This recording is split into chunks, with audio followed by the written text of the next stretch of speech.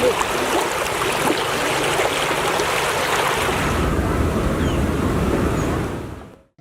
বৃষ্টি, পাহাড়ি ঢল ও বন্যায় দেশের দক্ষিণ পূর্বাঞ্চলের জনজীবন কার্যত বিপর্যস্ত।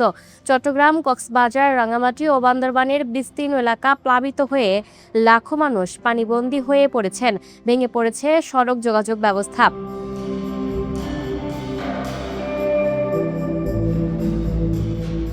চট্টগ্রামের বাঁশখালীতে পানিতে ডুবে 2 শিশুর মৃত্যু হয়েছে। কক্সবাজারের চকরিয়ায় নৌকাডুবিতে প্রাণ হারিয়েছে এক কিশোরী। বন্যা পরিস্থিতির কারণে চট্টগ্রাম শিক্ষা বোর্ডের শনিবারের এইচএসসি ও সম্মানের পরীক্ষা স্থগিত করা হয়েছে।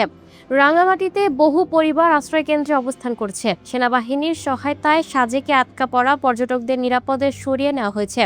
অন্যদিকে বান্দরবানে পাহাড়ি ঢল ও ভূমিধসে কয়েকটি এলাকার সড়ক যোগাযোগ বিচ্ছিন্ন রয়েছে।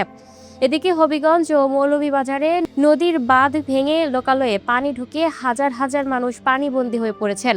তলিয়ে গেছে ঘরবাড়ি ও কৃষি জমি।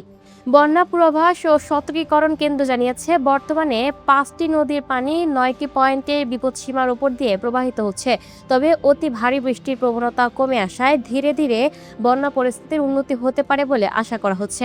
একই সঙ্গে চট্টগ্রাম, কক্সবাজার, মোংলা সমুদ্র বন্দরে 3 নম্বর স্থানীয় সতর্ক সংকেত বহাল রয়েছে।